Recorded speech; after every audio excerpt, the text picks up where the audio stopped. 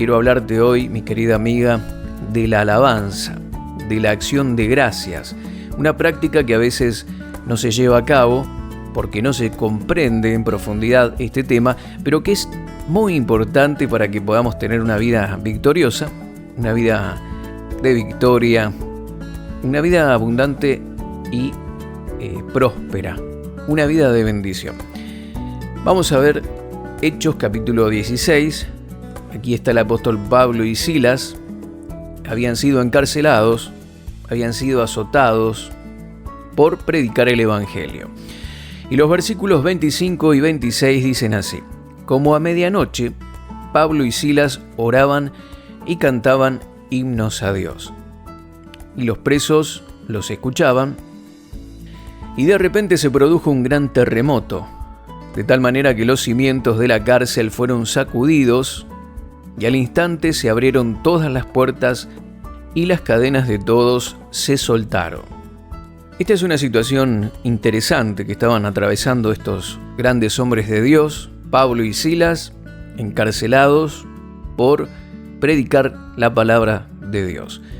No estaban presos por malhechores, no estaban presos por haber cometido algún error o haber hecho las cosas mal, entonces les cayó la ley porque eran personas que andaban robando o haciendo cosas incorrectas, sino que por predicar la palabra de Dios. El Señor dijo y advirtió que si al árbol verde le hacían esas cosas, cuánto más al árbol seco. El árbol seco representamos nosotros, la iglesia. Y Jesús fue perseguido, Jesús murió a causa de traer esta buena noticia del Evangelio de salvación. Y por supuesto, sus seguidores, como el apóstol Pablo, como Silas, que predicaban este mensaje, fueron encarcelados y estaban sufriendo persecución, y en ellos se estaba cumpliendo esta palabra que Jesús ya había profetizado, de que iban a ser llevados ante las autoridades, encarcelados, etcétera, etcétera.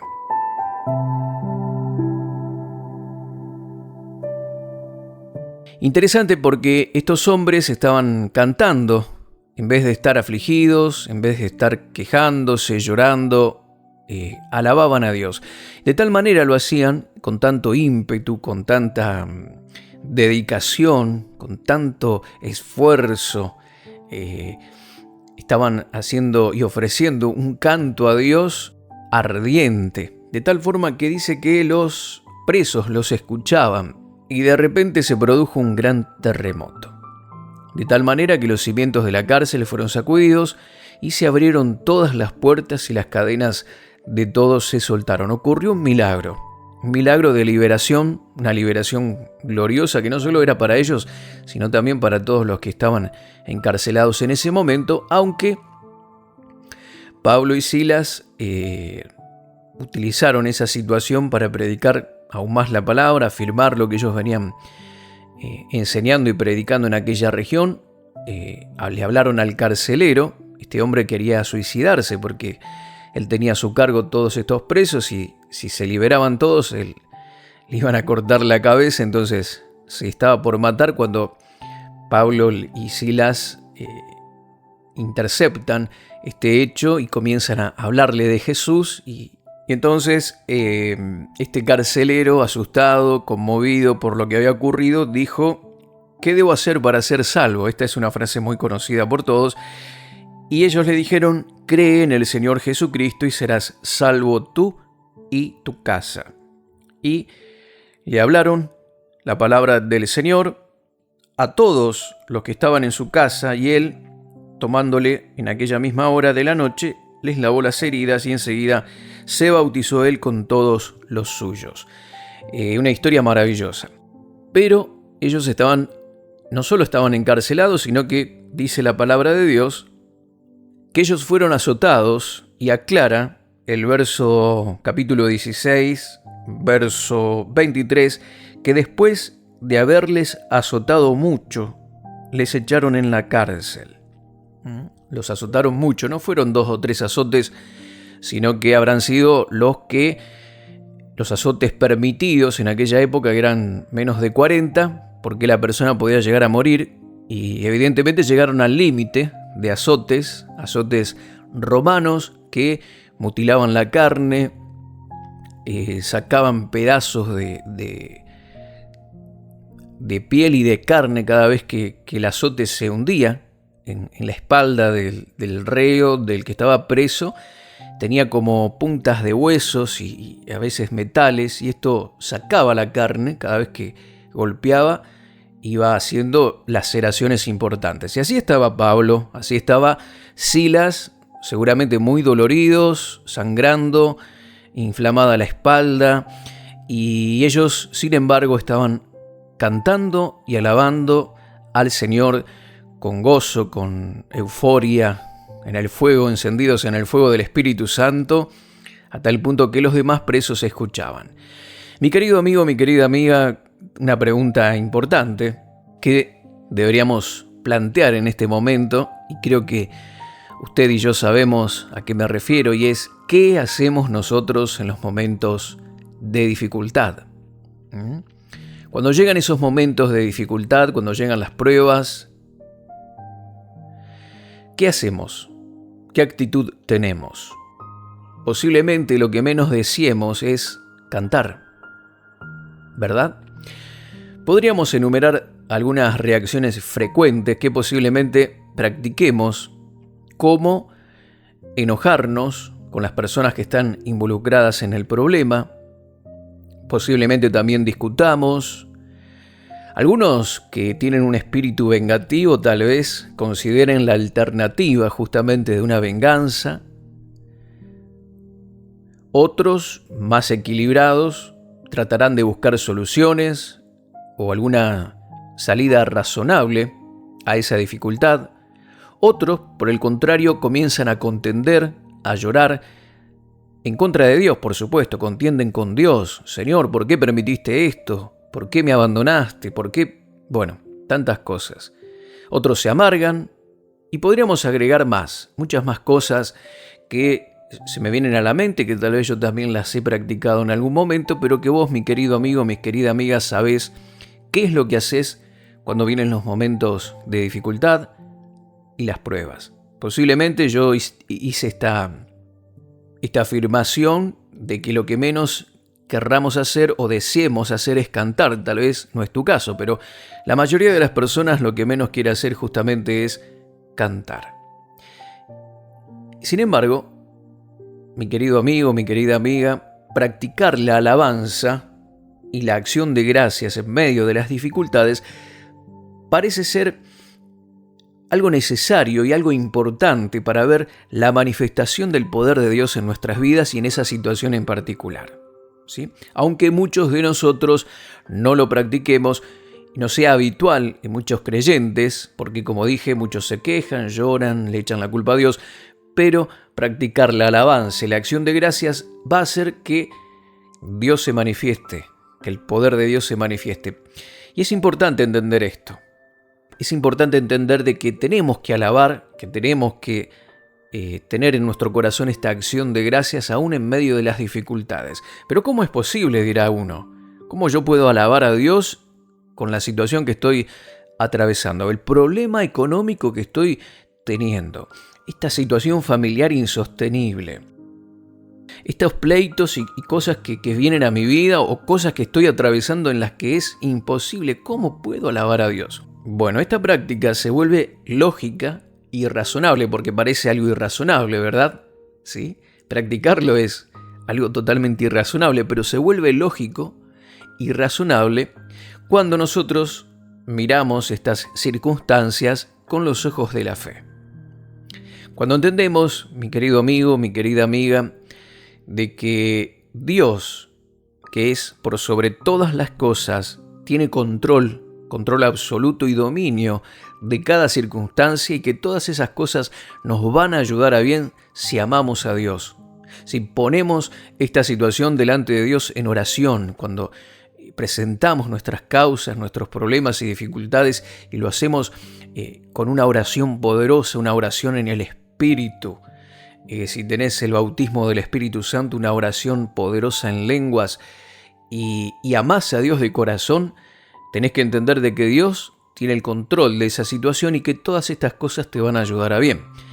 El mismo apóstol Pablo, en Romanos capítulo 8, verso 28, enseña esto, y lo quiero leer porque él lo practicaba y nos da la pauta de lo que debemos hacer en los momentos de dificultad. Romanos capítulo 8, vamos a leer del verso 26. Dice así: y de igual manera el Espíritu nos ayuda en nuestra debilidad, pues ¿qué hemos de pedir como conviene? No lo sabemos.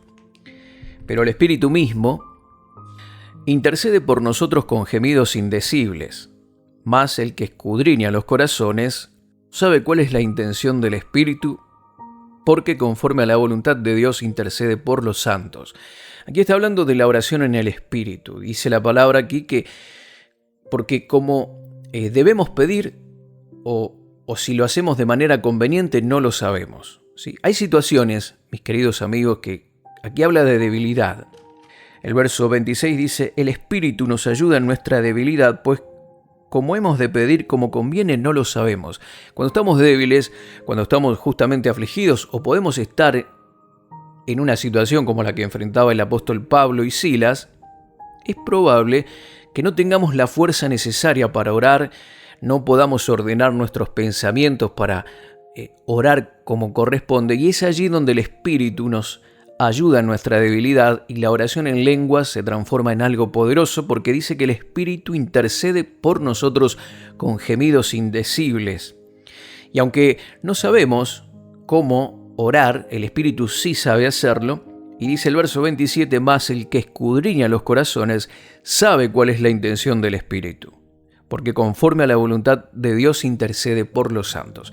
Esa oración hecha en el Espíritu es una oración hecha en la voluntad de Dios, que no nace de tu mente, sino que nace del Espíritu Santo.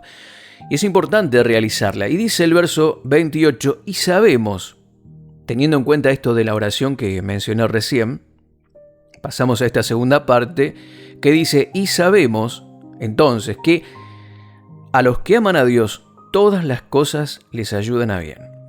Esto es, a los que conforme a su propósito son llamados. Qué interesante lo que enseña esta palabra. Este pasaje nos dice claramente que a los que aman a Dios y los que oran en el Espíritu, todas las cosas les ayudan a bien. Si tenés estas dos características, si cada vez que estás atravesando un problema, una dificultad, presentás tu situación ante Dios, orás en el Espíritu y amás a Dios con todo tu corazón, tenés que tener, mi querido amigo, mi querida amiga, la seguridad y la tranquilidad, como el apóstol Pablo, de que todas las cosas, aún esto que no llegás a entender en este momento, esta situación que estás atravesando que parece insostenible, esto que no tiene lógica ni razón, todo esto, aunque tu mente no llega a comprenderlo, Dios puede transformarlo en algo positivo. Pero hay requisitos que mencionamos recién, ¿sí? Si una persona, por ejemplo, aquí el apóstol Pablo, por amar a Dios, justamente estaba junto a Silas en la cárcel. No por hacer cosas de malhechores, por estar robando, por desobedecer a Dios o vivir en sus propios deseos, engañando a la gente. No. Ellos estaban presos por hacer la voluntad del Señor. Hay gente que hoy tal vez está en una cárcel. Han sido azotados por la enfermedad, por el enemigo, están atravesando un momento de dificultad. Veo personas que están con grillos en sus muñecas, en el cepo, con sus pies amarrados, están sangrando sus espaldas, sus corazones doloridos. La vida les dio duro, esta vez les ha pegado fuerte. Pero si estás ahí por obedecer a Dios, por andar en los caminos de Dios, no te hagas problema. Dios te va a restaurar, Dios te va a sacar adelante. Pero si estás allí porque hiciste cosas que no eran correctas, indebidas, arrepentite, pedile perdón al Señor y empezá de nuevo. Empezá una nueva vida con Cristo. Comenzá a amar a Dios con todo tu corazón, empezá a practicar la oración y ahí sí vas a ver cómo ese terremoto espiritual que va a romper esas cadenas se va a empezar a manifestar en tu vida, ¿sí? Así que Viene un temblor fuerte, grande, que va a romper esas cadenas de opresión que te están atando, mi querido amigo, mi querida amiga. Estás ahí en una cárcel que no sé, no puedo vislumbrar de qué es, pero vos sabés a qué me refiero y el Señor te va a hacer libre en este tiempo. Viene un terremoto espiritual que te va a liberar en el nombre de Jesús.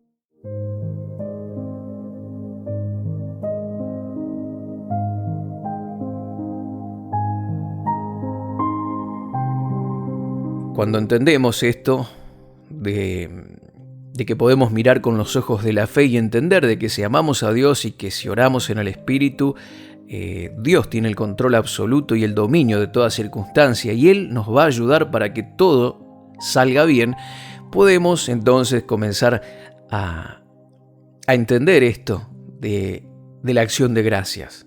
Podemos comenzar a adorar, podemos comenzar a alabar, porque sabemos que nuestra vida está en la mano de Dios y que de una u otra manera vamos a tener la victoria.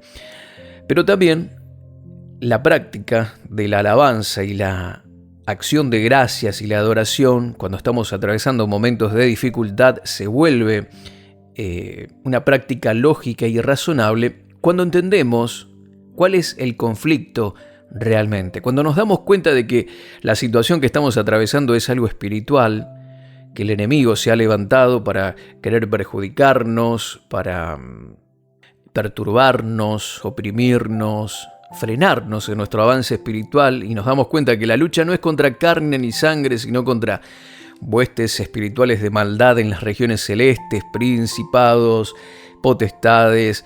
Cuando nos damos cuenta de dónde viene todo lo que viene hacia nuestras vidas, entonces es ahí, mi querido amigo, cuando comprendemos de que este conflicto es espiritual y que tenemos que ganarlo en ese ámbito.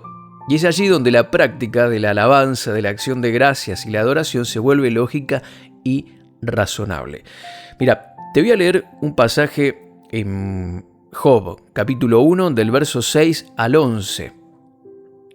Voy a leer la versión lenguaje actual.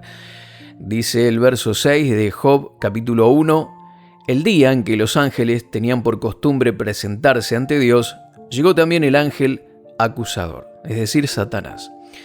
Y Dios le dijo, hola, ¿de dónde vienes? Y éste le contestó, vengo de recorrer toda la tierra. Entonces Dios le preguntó, ¿qué piensas de Job, mi fiel servidor? No hay en toda la tierra nadie tan bueno como él. Siempre me obedece en todo y evita hacer lo malo. El ángel acusador respondió, por supuesto, pero si Job te obedece, es por puro interés. Tú siempre lo proteges a él y a su familia, cuidas todo lo que tiene y bendices lo que hace. Sus vacas y ovejas llenan la región. Pero yo te aseguro que si lo maltratas y le quitas todo lo que tiene, te maldecirá en tu propia cara. Mi querido amigo, mi querida amiga, vemos aquí muy claramente cómo el enemigo, Satanás,